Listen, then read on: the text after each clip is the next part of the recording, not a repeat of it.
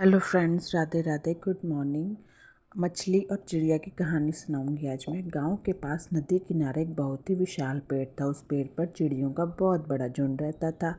उसी पेड़ के कोटर में काला नाग रहता था। जब अंडों से बच्चे निकल आते और जब वह कुछ बड़े होकर माँ बाप से दूर रहने लगते, तभी वह नाग उन्हें खा जाता था। इस प्रकार वर्षों से काला नाग चिड़ियों के बच्चे हड़पता आ रहा था। चिड़िया भी वहाँ से जाने का नाम नहीं लेती थी, क्योंकि बिकॉज़ वहाँ नदी में मछलियों की भरमार थी। और मछलियों जो होती हैं चिड़ियों को बहुत पसंद करती हैं। ये कहानी बहुत अच्छी आपको पसंद आएगी, तो subscribe my channel Twinkle with राजा।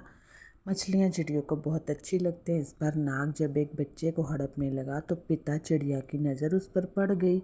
चिड़िया को पता लग गया कि उसके पहले बच्चों को भी वह नाग खाता रहा होगा। उसे बहुत दुख हुआ। उसे आंसू बहाते एक मछली ने देखा और पूछा, मामा क्या हुआ, क्यों रो रहे हो? आज तुम इतने उदास भी दिख रहे हो, क्या बात है, मुझे बताओ। तो गम में जीव हर किसी के आगे अपना दुखड़ा तो रोने ही लगता है। उसने नाग और अपने बच्चों के बारे में बताकर कहा, मैं उससे बदला लेना चाहता हूँ। तो मछली ने सोचा, अच्छा तो इस गम में मामा रो रहा है, तुम चिंता मत करो मामा, मैं कोई तरकीब सोचती हूँ। मछली ने चिड़ा को कहा। जब ये हमारे बच्चे खा जाते हैं तब तो कुछ ख्याल नहीं आता कि हमें कितना गम होता है। तुम सांप से बदला लेना चाहते हो तो हम भी तो तुमसे बदला लेना चाहेंगे। चिड़ा अपने शत्रु को अपना दुख बताकर गलती कर बैठा था। चतुर मछली एक तीर से दो शिकार मारने की योजना सोच चुकी थी।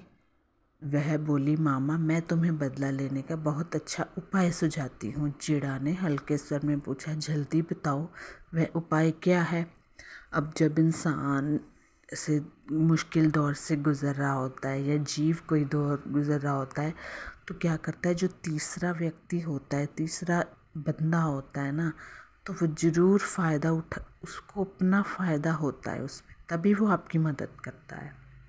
तुम्हारा एहसान जीवन भर नहीं भूलूंगा। मछली मन ही मन मुस्कुराए और उपाय बताने लगी। यहाँ से कुछ दूर एक नेवले का बिल है। नेवला सांप का घोर शत्रु है। नेवले को कछुए बहुत प्रिय होते हैं। तुम छोटी छोटी मछलियाँ पकड़कर नेवले के बिल से सांप के कोटर तक बिछा दो। नेवला कछुआ खाता खाता सांप तक पहुँच जाएगा। अब मछली की तरकीब तो काफ़ी अच्छी थी, दिमाग वाली मछली थी वो, और उसे समाप्त कर देगा। मछली ने कहा। चिड़ा बोला, तुम जरा मुझे उस नेवले का बिल दिखा दो। मछली ने चिड़िया को नेवले का बिल दिखा दिया। चिड़िया ने वैसे ही किया जैसे मछली ने उसे समझाया था।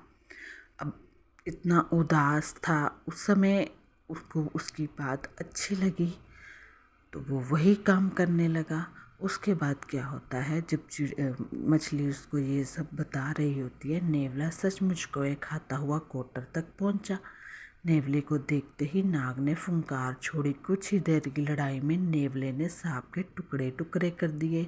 चिड़ा खुशी से उछल पड़ा। मछली ने मन ही मन में कहा, यह तो शुरुआत है, मैं मूर्ख चिड़ा है ये, अब मेरा बदला शुरू होगा और तुम सब चिड़ियों का नाश होगा। मछली का सोचना सही निकला। नेवला नाग को मारने के बाद वहाँ से नहीं गया। अब उसको तो चिड़ियाँ दिख रही थी, उसके लिए तो रोज़ का खाना हो गया। मतलब देख रहे हो, उसका काम भी कर दिया, उसको समाप्त भी करवा देती है मछली।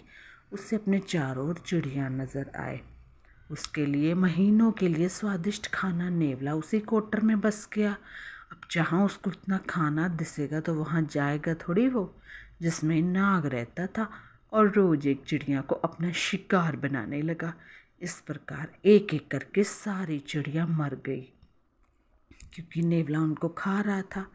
तो हमें सदा ये सोच कर ही आगे कोई कदम बढ़ाना चाहिए, क्योंकि आगे वाला कदम हमारे हित में है या फिर हमारे विरुद्ध में है, ये ज़रूर सोचना चाहिए। तीसरा व्यक्ति कभी भी आपका फ़ायदा उठा सकता है। जो इंसान आपको आपके फ़ायदे की सलाह दे रहा हो ना, हो सकता है वो उसकी दी हुई सलाह में अपना फ़ायदा ढूंढता है पहले।